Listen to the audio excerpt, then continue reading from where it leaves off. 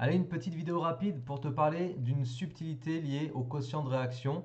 Donc dans le chapitre évolution spontanée d'une réaction chimique, équilibre réactionnel. Subtilité que tu peux retrouver dans certains exercices, c'est pour ça que je vais t'en parler dans cette vidéo, parce qu'il faut faire attention au moment de choisir les concentrations des réactifs ou des produits dont tu vas parler pour exprimer le quotient de réaction. Dans le cas général, avec une réaction générique de ce style-là, donc AA plus BB donne double flèche puisqu'on a un équilibre CC plus DD, voilà, avec des espèces ABCD dissoutes en solution, on va marquer AQ, AQ, AQ, AQ. On te dit que dans ce cas de figure, le quotient de réaction s'exprime en prenant les concentrations des produits sur C0 puissance coefficient stoichiométrique.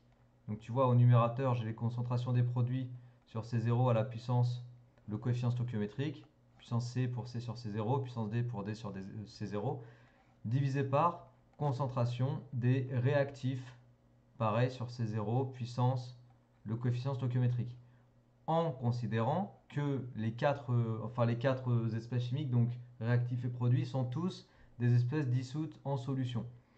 Maintenant, si tu es dans le cas de figure où l'une des espèces, c'est le solvant, exemple de solvant quand tu considères, hop, ça sera pour après, exemple de solvant quand tu vas considérer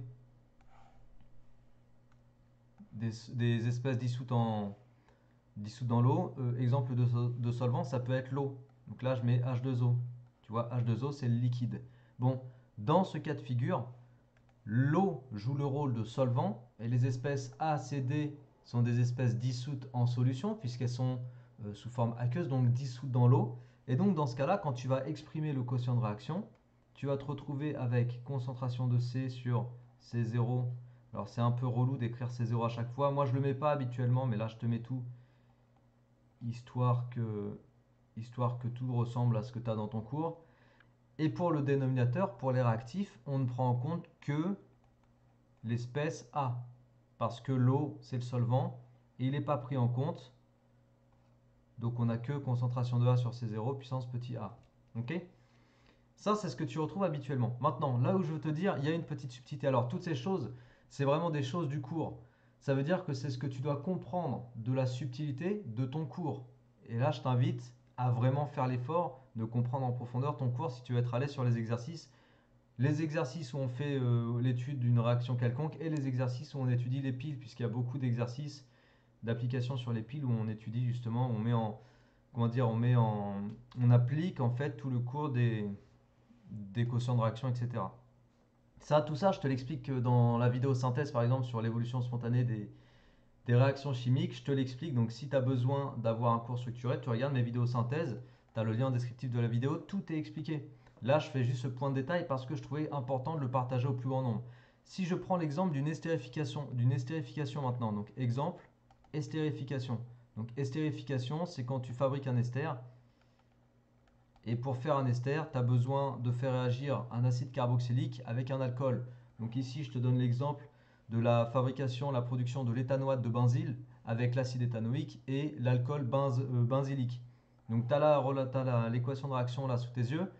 Et en fait, là, ce qui se passe, ce que je t'invite à remarquer, donc souviens-toi, je te parle souvent de voir la subtilité parce que c'est dans la subtilité que tu peux comprendre les choses. Ce qui se passe ici, c'est que les espèces qui réagissent et qui sont produites, j'ai oublié ici d'écrire petit l, autant pour moi, les espèces ici sont toutes sous forme liquide. Elles sont sous forme liquide. C'est pour ça qu'on a petit l. Et L et AQ sont deux choses différentes. AQ, ça veut dire dissous en solution. L, ça veut dire que l'espèce que tu considères, elle est sous sa forme liquide. Elle n'est pas dissoute en solution. Ça veut dire que l'eau que tu vois apparaître là dans l'équation de réaction, c'est pas le solvant. Donc je vais écrire pas le solvant. C'est pas le solvant ici. L'eau joue le rôle d'un produit. C'est juste un produit. Juste un produit comme un autre. Donc la question pour laquelle je te fais cette vidéo, est-ce que je vais considérer l'eau dans mon quotient de réaction? Eh bien, réponse oui.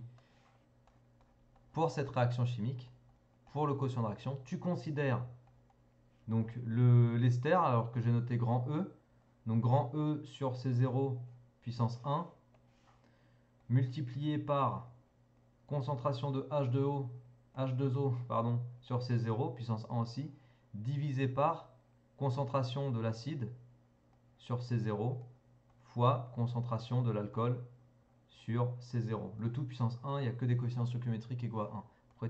Après, tu dégages tous les C0, ils valent tous 1. On ne s'encombre pas avec ça.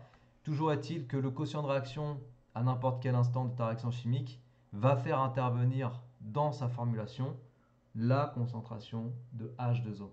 Parce que H2O n'est pas un solvant dans cette réaction chimique. Voilà, je voulais attirer ton attention sur cette subtilité, prendre également l'exemple de cette subtilité pour redire encore une fois que c'est important que tu comprennes les détails des cours si tu veux être à l'aise dans les exercices. Par exemple ici, ça c'est issu d'un exercice. Je suis allé chercher ça dans un exo.